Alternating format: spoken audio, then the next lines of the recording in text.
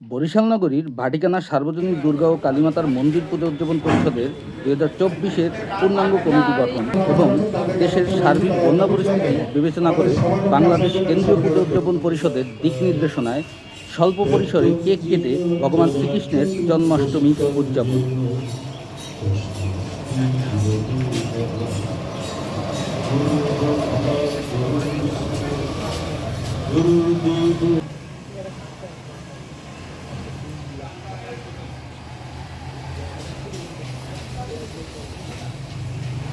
তো 23 আগস্ট 2024 রোজ শুক্রবার বিকেল 4 ঘটিকায় ভাটিকানা পূজা মন্দির প্রাঙ্গণ সভাপতি অনুপস্থিতিতে সভার সভাপতিত্ব করেন সহসভাপতি শ্রী দিলীপ কুমার দাস, পরিষদের যুগ্ম সাধারণ সম্পাদক শ্রী অসিত রায়ের সঞ্চালনা সভায় শোক প্রস্তাব উপস্থাপন করেন বৈষ্ণবী শাসককে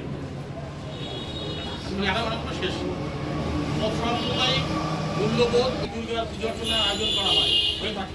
বিগত বছরের ন্যায় 2024 সালেও সকল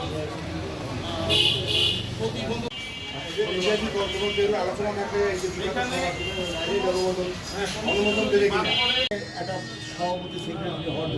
পারি না, কেউ আসতে চায় না, কোনো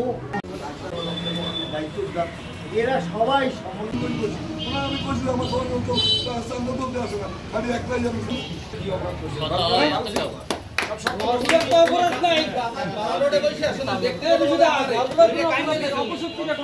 উনি কাইন্ডে দিতেছে যে তোরা কি কাজটা করছিস, তখন আমার লাখো মানুষ আজকে পানির নিচে কৃষ্ণের এই জন্মাষ্টমী উৎসবে আমরা কেক কেটে এই জন্মাষ্টমী আনুষ্ঠানিকভাবে পালন করবো এই প্রত্যাশা করছি। এখন আমরা সবাই মিলে কেক কেটে জন্মাষ্টমী উৎসব পালন করবো।